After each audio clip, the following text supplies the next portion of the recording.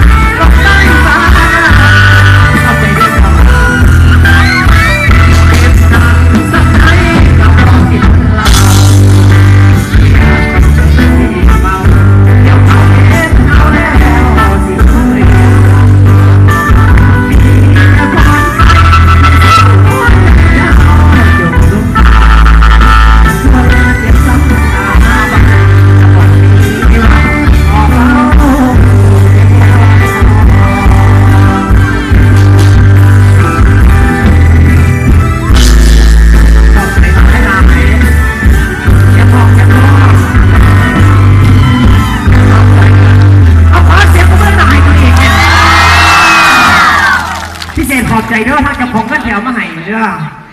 ขอให้เด็กช่างรอขอให้กับเพื่อนอะไรทุกพันทบกันแล้วกันเรื่องนี้สิเอาไว้กูเห็นอย่างดอกสิเก็บไว้บูได้พ่อคาดอกจะสิมาขอเจ้าขึ้นเก่าไปมากเราพยายามเป็นเคยขึ้นกันนะเป็นเคยอยู่บ้านน้องคนไส้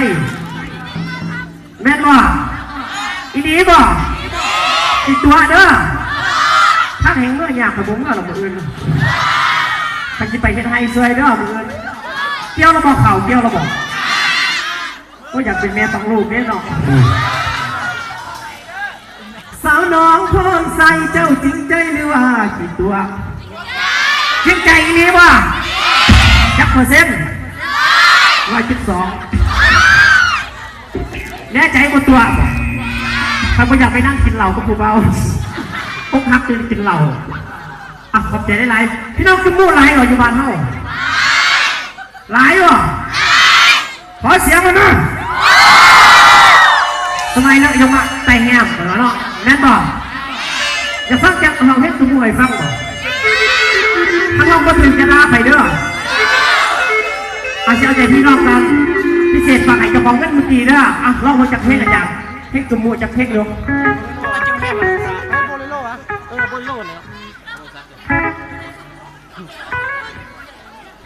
อ่ะลองเขียนพี่กับอาจารย์ดูขอโทษล่วงหน้าเด้อคันบ่ถึงเด้อจะลาใครเด้อขนาดนั้นข้างนอกพอจะเจ็บคอให้กับพี่น้องข้างนอกจุ่มโบยังได้กระหักกับเก่าพอดีหักกันไว้ดีกว่าสักการห้องใกล้กัน